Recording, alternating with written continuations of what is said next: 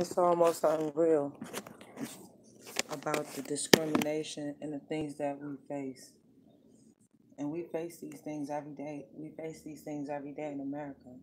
And it's really sad that we accept this. Now, what's really sad is now my son, who's had a speech impediment since the age of 3, okay, he no longer gets therapy or treatment.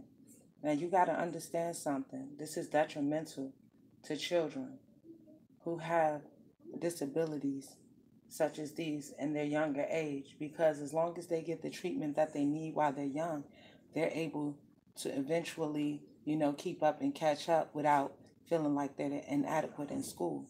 So when they're discriminating, these are the things that they do. What they do is they're targeting the children. Because let me tell you, although my son has been out of school for most of this year, Virginia unenrolled my son out of their schools in November of 2017. And the whole year he has been to school maybe 4 or 5 months out the year, if that. Okay? And the time that he was out of school, he was unable to get treatment. So, by him having this disability that's concerning his speech, what it does is it delay our children from speaking, from reading, and writing on the level that they should, okay? So this is what I be talking about when I be discussing things about discrimination. Because this is the thing. When they target us, they target our children. They come for them, okay? Because not only did they take his medical, where he just received medical after a year and all of his appointments is behind, but they also target his education as well. So he's prevented from getting the education that he needs or the treatment that he needs. Now, this is the crazy thing in the District of Columbia.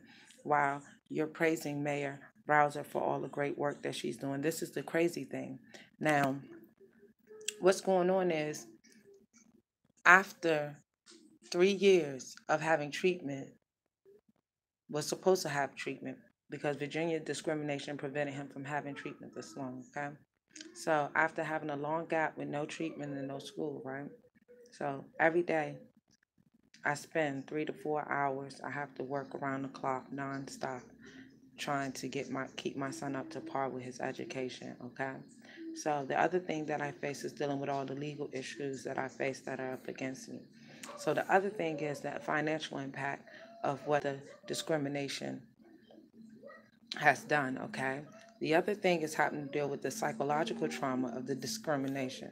Now, then I have to deal with what's going on today and work towards my same goals, which is completing college, have 3 more classes in my bachelor's degree, as well as as well as building my own company and organization because I contract and do IT. Now, this is the thing, in this discrimination, although you don't want to help me with any of your programs, assist me with anything, the government does not want to assist so that we can be stable. None of these things you want to do, although I'm willing to do them on my own, you find ways to create barriers to push me under where I'm not able to do these things. Now, if I have to be responsible for my son's education and everything that's required for that, as well as be the one who helps him and assist him with the extra things that he needs based on this disability, because after Virginia held the disability in their office for the last 3 years, finally in January I get the call. Then the District of Columbia, who is inadequate in everything that they do for blacks in this community, although you get millions and millions of dollars for the for every and anything that you need. There's really a lack of support in the community for people as far as mental health, as far as education, as far as job resources, training, everything. Okay, now on paper, it's absolutely great, but there's nothing else going on there. Now this is the problem. This happens a lot, okay, because what you do is you target our children, okay? And you target families, you target these kids, you target them in school, you target them in the communities, you target them in the justice system because your whole goal is to cycle us in and out the system. You have no real concern for us. You have no real good intentions as far as black children and the communities in the areas in the schools. So you use us. We it's the wayside, okay? So when you have these discussions and you speak to people about things like this when it's happening, they don't want to accept the reality of what's happening to us. They don't want to accept that these things happen all the time. When you go to black schools, you see that they have the educational level and the environments are a lot poorer than other schools in other areas. This is a norm, okay? So for my son, for me to be a single mother who is dealing with discrimination, because you have to realize the first child, that was premeditated rape on the first kid, okay? Shania Michelle Hill. Now let me explain to you exactly what I'm talking about. Now the Commonwealth of Virginia in 2002, they incarcerated me, okay? I had 3 co-defendants. All 3 of these co-defendants, these people, they do not bother. They do not mess with these people's lives, have not changed much. So they're no threat. You know, they're not going anywhere in life, okay? So they're no threat to anyone. Now the thing is, the black folks behind the scenes, the criminals behind the scenes, you know, now in 2013, the federal marshals arrested me. Demetrius Perkins, an informant of theirs, was busted in a drug trafficking situation, which had nothing to do with me. I happened to be, you know, pregnant with my son at the time, close to actually giving birth to him. So whatever these people were living out in the streets doing, this was their business. But Demetrius Perkins happened to be also connected with a former gang in the Commonwealth of Virginia out in Woodbridge named 274 folks, okay? I happen to have a friend, Christopher Stanley. Him and his brother is Steve. You know, this is what they do. This has been going on since I've been a child. So I know many of these people that's involved in this gang who works for the Commonwealth of Virginia, who have family who work in the federal and state organizations. So what happens is, as black people, this is used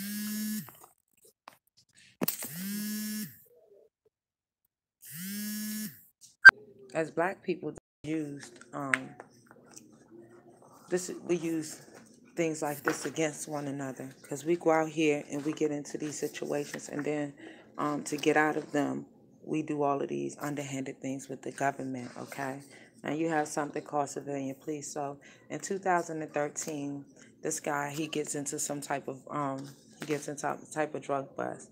This is my sister's baby father, Tania Michelle Carol Major. So when he gets into this drug bust, he ends up, his baby mother ends up calling me, talking about they're telling the police on me because I embarrassed them on internet by taking up for my sister. So they were saying that they was going to tell the police on me that I was a drug dealer and that they had seen me on a corner and all this crazy stuff. Like, when you hear this kind of stuff and somebody's saying this to you and you're an adult, you think something is wrong with them, but you don't really take, you really don't take it serious, because as a person with common sense, you think like, well, it really doesn't matter what you say.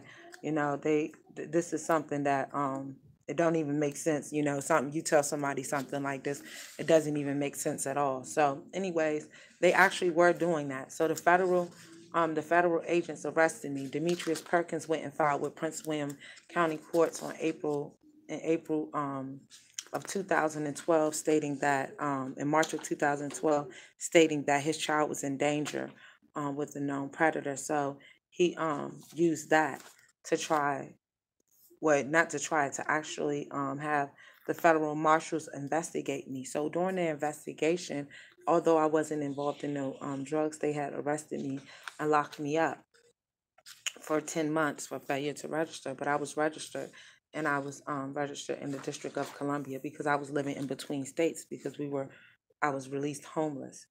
So it was a way of, it's just what I have to do to survive. Like, since the age of 19, since this has been going on for this long. So many of the black people that hear me talk about this or discuss this, they want to pretend like this didn't really happen, or they want to try to come up with, oh, it's something that you've done or some type of karma. No, these people have been living the same lives, trafficking drugs, trafficking kids. They've been busted with guns, everything, just trafficking back and forth. And these things have been going on for a while in the Commonwealth of Virginia. So, me being as though I have lived here for a while, I also understand that this is something that these people are connected within the system, within whatever they got going on as far as their families and themselves. And many of these were the same teenagers who were involved in the local gangs, but they also end up being the same adults that's involved in the same things as far as soliciting the children in the community and um, and doing and trafficking drugs using the children in the community. Now, the police have worked with many of these people to assist and help them in doing this. Okay, so for in 2013, when the federal agents have arrested me and held me in custody, what they did was they gave my sister began promoting to the streets and to people, letting them know that same day that they were back on, hashtag street life, time to turn up, because they were actually soliciting soliciting my daughter and in the public. I had found a prostitution ring network on her phone that I turned over to Prince William County when she ran away. Now the thing was, although all of these crazy events was going on at this time, and this stuff was happening back to back, I really didn't even I didn't I didn't I never thought I never even really thought that my family would be involved in nothing like this or as sick as this, and that I would ever have to face something like this. What happened was I started to put it together by listening to the people, because what they had done was they had used the family's dysfunction. Now, the family is known for having all of these dysfunctions, so this is all they had to do. All they had to do was go to them and say that once they say things about them, they go to them and pretend as if this stuff was coming from me or somebody I told it to that told it to them. But for real, this is stuff that they're saying. So you find out all of this stuff third hand. Now, while this stuff is going on, these people are working with the police. Now, all of them have records of trafficking drugs and all types of stuff throughout the DMV for years, but nobody is going to jail. Although the police have reports and decades and decades of information from the drug bust and things that's happened in the community. All of these things going on, they're totally, they're just ignored. They're All of this is swept under the rug. Now, how this happened, I don't know. But I'm finding out from street people who are civilian police and get to live the lives of criminals without facing any time. Like, hey, yeah, the injustice system uses the system in all types of ways to harm and to do all types of things to us as people in society, especially Black people. And we have accepted this for so long. The thing that really trips me out is how they target our children. This puts me on edge. This is where my rage and my anger comes from, okay? Because being targeted as a child, I understand exactly how they're targeting kids. Because once you're an adult, you understand everything that happened. Once you can look back and you can see it still happening, okay? So as a child, what they do is they're forcing our kids into the system. So by forcing you into the system, this tags you so that they can continue the abuse and trauma to you. Now, the psychological thing is to break you down, to keep you in poor environments, to keep you from getting education, to keep you struggling so where you can do nothing. Now, if you have kids they're targeting my kids by incarcerating me, this allowed the family and the criminals to prostitute my daughter. And then after they prostituted her and Andre Hines was sexually molesting her, who is one of the Virginia civilian police, while all of this was going on, because she was connected with the family. Now these people were doing all types of things with the family. So the family was going along because everything that's going on. They're caught up in this stuff now. Exactly who, when, where, what, and how deep their criminal involvement goes, that's not something that I do. So if that's what they were expecting, because they wanted to eventually, set them up or get them out the way, because although I'm the only person that was targeted on the outside, Everything was said to me was about my relatives, about me and my family. But these are the same people. If you go to their houses, they got pictures of these people. They're hanging with these people. You know, they're dealing with these people like that, very, very, very close. But at the same time, they're saying, you know, you and your family. They're not just saying, you know, you. It's you and your family. But these people are actually dealing with the family. The family is involved with them. You know what I'm saying? Like this is these are their friends. Okay, so when I start finding out everything that's going on, because this is what happens in dysfunction. People learn how to use that dysfunction to harm and abuse you, okay? Because what this guy, Demetrius Perkins, who is the federal informant, was saying is that we were too strong to be together, so who needs to conquer us? You understand? So, being as though that happened, and this man is saying this, I'm also wondering why my relatives would be dealing with people that feel this way about them and that would do things to harm or hurt them. You understand? Because the only thing that the police is concerned about doing is covering up these criminals, these records of them. Now, when I go through you guys' records and I look at these criminal records and I see, Andre Hines, Demetrius Perkins, Christopher Stanley, Derek Willie James Hill, George Henry III. You know what I'm saying? When I go through all of y'all records and I'm looking based on y'all names and I see that you've been hit for trafficking and I see there's no consequences and you have nothing to worry about and you're out there and you're living your life freely and these people are tracking me and you're tracking me and then the state police is talking about, oh yeah, well, these people have been calling me and telling me exactly what, the dates and locations, all of these things that's going on. And while these things are going on, the stability and the things that's happening to my children and myself is ignored because all of this is a part of the discrimination. Not only do you target us in our families, you target us in our communities and you turn blacks against blacks. You use them. All of the people that you put on the forefront are black people. All the people behind the scenes are white people. This is a sad reality in America that we face every day. So when you say these things to people, they try to pretend like, oh no, this is not happening. Oh no, this is some kind of conspiracy. No, that doesn't happen in America and it happens every day with no issues, no problems. You set traps to harm, to destroy families, communities. This is what you work hard to do. You work hard to do this. You work hard to destroy anything that we do in our communities as blacks to do better. You say that you use the justice system as a tool to to to rehabilitate. And your goal is not to rehabilitate. Your goal is to destroy us and to keep us destroyed, to keep us pushed under, to keep us hurt, to keep us harmed. You have no good intentions of doing anything for anyone. That's not your goal. Your goal is to hold blacks down. And while you're doing this, the only thing that we can do is we have to go out here and we have to protest and we have to do all of these things to have rights that everyone else in America have. Why? Why is that the case? Why in 2017 and 2018? I filed with the Human Resource Department about all of this. I filed with every organization from the police department to everyone else. You understand? So this fight is bigger than me.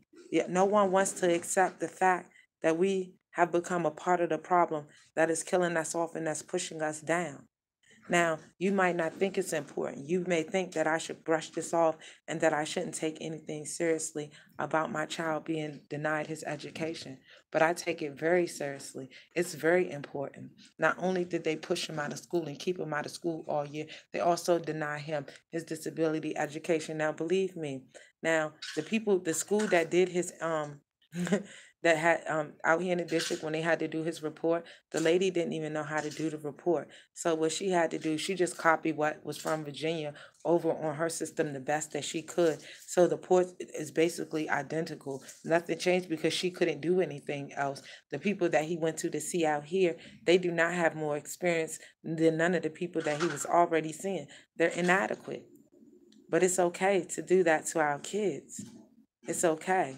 So when I speak of this partnership and Mayor Browser, I'm not speaking out of some type of, hatred towards Black people. I'm speaking out of a true concern because while you're being recognized for helping your Black people, you're pushing our children down. In the schools, it's horrible conditions and poor environments where children are displaying behaviors of abuse, whether it's sexually, physically, or mentally. They're displaying these behaviors and they're ignored. You don't care. You don't have adequate mental health or adequate medical treatment for our children or Black families in your communities. Most of it is based on volunteers and people who are doing this for no cost because you're filtering millions and billions of dollars to these programs to oppress the thousands and thousands of families that you have homeless in the district. And while everything on the outside looks good and it looks like you care about the people, your interest is really not your people here. Because if it was, then you would push your people to do better because that would really matter because that would benefit our future. But if people do not know that they're going wrong and the way that they're going is not beneficial and you're not giving them the tools on the level which they're on because the people that you mean to target is not the people that you're targeting at all. These people that are poor and oppressed and who have no education and cannot go out here and get jobs that will afford them to be independent, you're not assisting in those ways to get them there. What you're doing is finding a method to put a Band-Aid on a broken leg. Like, just make that look good. We're going to get money. You got ways to give jobs to these people who've got you where you're at. So you're doing something for somebody, but not for the mass population. So that's and then your programs have no problem discriminating and working with other organizations to do just that, to harm your own people. So you're fully aware that the system is set up against us. So how, as a mayor, a Black mayor, or somebody that cares about the people, do you prevent these things or put actions in place to stop them from happening? How? When you go out here and you say to Black people about the things that's happening, they're too more than happy to see us broken or messed up. So they don't want to do anything to help. So you got millions and millions of people that you're pushing under. Now, for those who want to do better in life, you're holding them under. Somebody who can do better, you're making obstacles and you're making barriers to push them under, to oppress them, because the idea of what they're about their own people, Blacks, that's offensive to America. We can't be for our people. We can't hold ourselves to high esteem. We can't be about anything. So while you have us in this discrimination, and I have to deal with the psychological trauma, I have to deal with the legal issues, I have to deal with the personal issues, the financial issues, the issues of you denying my child education and treatment that he needs. I have to deal with all of these things, okay? And while I deal with all these things, you keep snowballing and snowballing things. Well, see, at one point, you're upset, you're in a rage, you just want to go off, but then you calm down because you look at this. You say, hey, listen, going this way is not saying anything. So you make these things known and you make them relevant. Now, what they did do was, like I said, when they went to scrub through my records, the only thing they were concerned about was hiding these people records and things that concerned these people that I had researched. They weren't concerned with what was really going on behind the scenes, the crimes, or none of this, because this is where y'all get y'all money at in the government. This is where you come up and you get to them the millions all of a sudden, where you move up the food chain. This on the backs of Blacks, poor Blacks, minorities, abusing, manipulating, raping and robbing the people. This is what you're doing. Trafficking, soliciting our children. This is what you're doing. Straight out. But nobody wants to accept this. We want to pretend like these things are not happening. And this is just something that's going on, or somebody may have heard, and it's not so. And we're going to ignore it because we're too petty. We'd rather sit around and be concerned about somebody else making it and doing well. Because you see, they were upset because they didn't want me to make it. This is my own people. So then you push me down and you try to hold me under so that I won't make it at the same time. And you target me in every way so that you can find some type of way to confine or harm me and my child, however, you see fit, while we have no rights and no one, and we fight through this thing every day. You rape one child, you abuse the other child, you mess with his education, you mess with whatever, his medical, his well-being. You do all of these things. And filing with any of your departments is totally void. Nobody cares.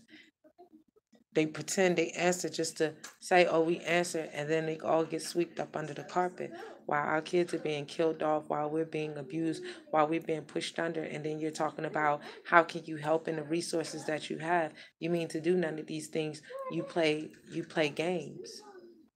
These are the same street games, and these are the same things that people have adapted to in society that is holding us down, that keeps our communities broken and our families split. The mentality that you do anything to get ahead to your own people or anyone else. So I'm just wondering, when's they're gonna, when we really gonna pay attention, or when are we really gonna care and love ourselves enough to not accept these type of things and and allow this stuff to happen to us? Because we're really a lost generation, and it's really sad, because I talk a lot to make people aware so that you can see exactly what's going on and know exactly what's going on. I'm not gonna never stop. I'm gonna always fight. I'm going to always fight, and I'm going to always push, and I'm going to always try to do all that I can for my people and for myself and my kids, because I realize the odds are against us. So instead of me, worrying about petty things that do not mean anything, this is one of those things that is very, very valuable. And I'm gonna keep saying it, and I'm gonna keep saying it, and I'm gonna keep saying it, and I'm gonna keep saying it until I get your attention. I see my sisters every day and my brothers, they're so lost, and it's so sad. And I see my sisters and my brothers that's out there fighting and putting their all into doing better for the communities and bringing the people together. But the odds do not weigh out, because the fact is, there's more lost than there are those that are trying to help. And those that are trying to help, and those that is able to come together, is not of the numbers of those who are divided and who causes destruction in their homes and communities every day. We don't want to accept or be accountable for where we fall short at in life. And we want to stay in the past, and we want to try to hold on. Oh, this is why this, and this is that, and that is this. Listen, people, America, you know, some things are worth fighting for, and our future is worth fighting for. My kids are worth my life. You understand? There's no point and there's no value of living a life that is going nowhere. So I have nothing to lose. My only thing is to be here long enough to give my son the tools he needs to be able to make it when I'm not here. And that's my goal before I leave this world. You understand? To be able to leave something behind that will carry on, that will do good, that will bring good in the world. But other than that, I have to keep on fighting this fight. I'm not gonna. I really, I'm really like, have you ever been just so fed up and overwhelmed that everything is too much? That's exactly where I'm at, because all of this drama and chaos and all of this stuff that goes on, the damage that's done directly and indirectly is horrible. So I have so many different areas and so many different things to focus on. But if you want us to be individuals and stand on our own and do things the way we supposed to do as adults, creating all these barriers and all these things, because see, I stay up working around the clock, doing all these things, but it won't mean nothing, because you'll just keep on targeting me in different ways to hold me under and push me under. So what I do is I sit still. I do what I can, but I sit still at the same time, because at some point it's gonna it's gonna give away, and I deal with whatever comes, however it comes.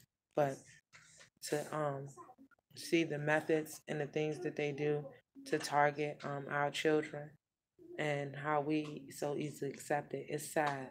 So I know federal agents, y'all done scrub these little files, y'all done mess with everything. That was the point of you guys needing, all of the things that you was doing. You wanted to protect these people, and you wanted to hide your informants and your civilians, and that you were tied and linked in. So you're fully aware that your agents and your police and your civilian police are crooks. So at the bottom, while they getting changed, you're banking millions at the top. I understand. It's just American sickness. But the only thing that I'm not gonna do, um, I'm not gonna allow or accept the loss of children's lives to this bull crap, because we're too ignorant to care about anything or be about anything in life. I'm just so over that. It's just utterly ridiculous. It's just the same. Do all I can on my end, but I'm telling you, when it comes to the discrimination and all of this, believe me, I'm a single mother, so I record a lot of the stuff, that I think about and that be going on. And I'm telling you, like, you can't get upset with somebody because somebody else is doing something to hold them down. It's a crime. But it's done every day. And it's accepted because we black. And our own people love to see us down. And those who have been down will do anything to get up, even if it means stepping on their own people. So it's just that type of thing. And until we care, until we make a difference, that same thing is going to keep on happening. So I'm going to keep on fighting, and I'm going to keep on pushing. And hopefully, one day we get it and we come out on top.